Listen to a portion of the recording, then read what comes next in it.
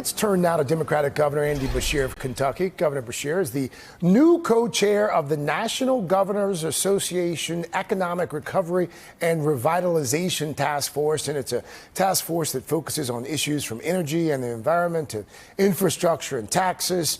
Governor Beshear, always good to have you, sir. This task force that you're co-chairing is bipartisan. Your co-chair, in fact, South Carolina Republican Governor Henry McMaster.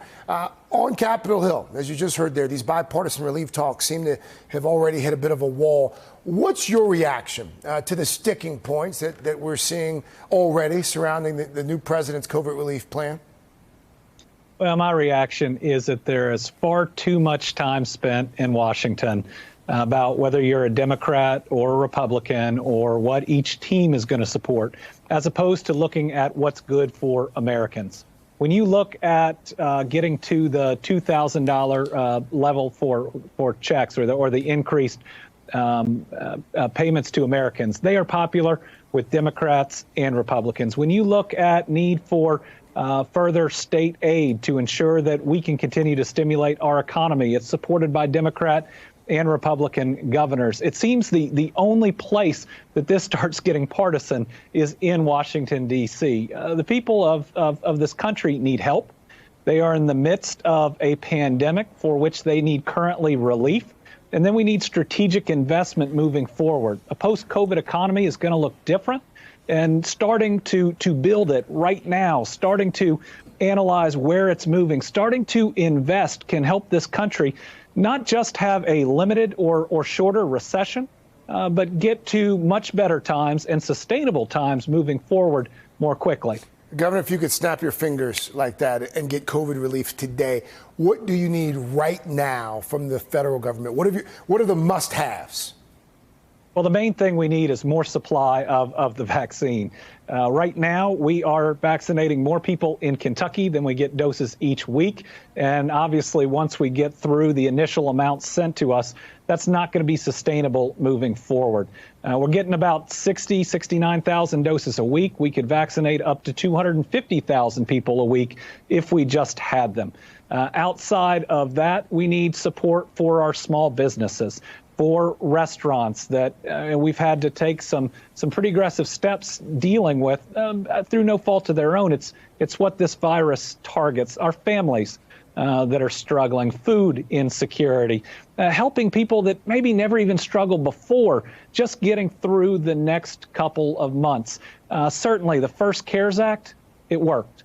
It showed us how this money moves through our economy, how those who need it the most spend it, how that goes to other small businesses. Yeah, the Federal Reserve saying you can't stimulate our economy enough right now.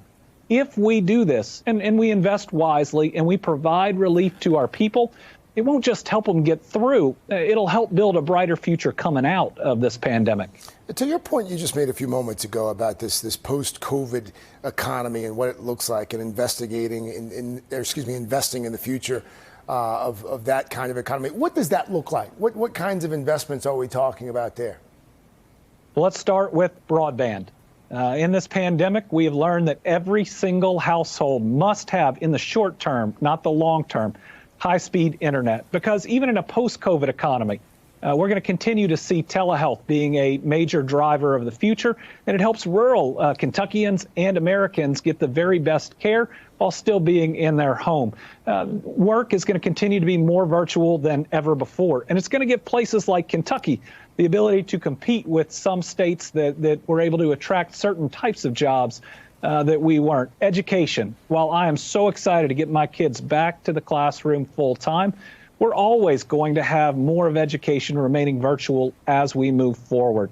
This is the most important infrastructure of the future, and investing in it now is critical. I'll give you another area, and that's health care.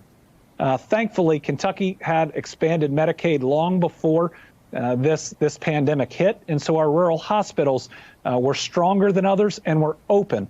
But certainly the pandemic tells us and teaches us that we have to have high-quality health care, both affordability and access in every part of every state. In my state, we don't have tax incentives for health care-related jobs. That's a change we have to make moving into the future. And then look at other areas, our food supply chain.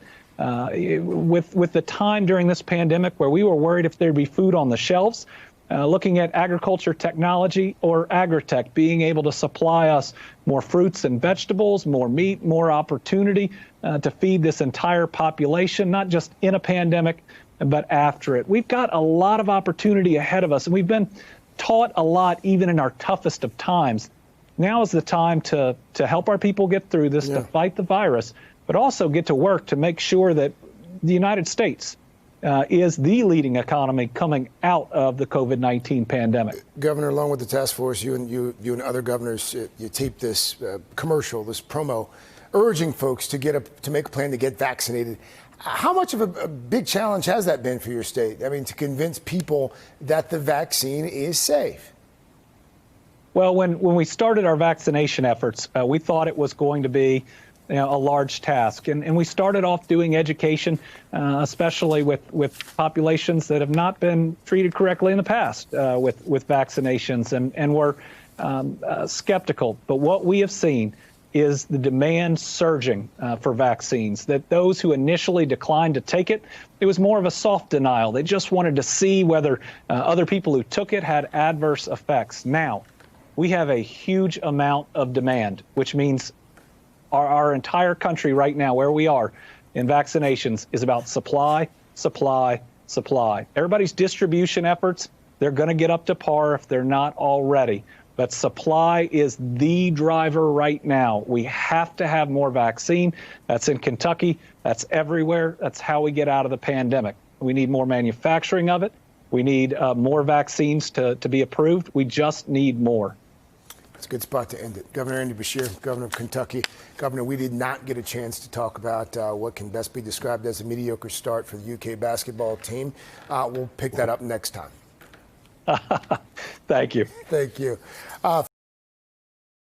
Hey, thanks for watching our YouTube channel. You should know that you can follow today's top stories and breaking news and catch up on your favorite MSNBC shows all in one place. Download the NBC News app today.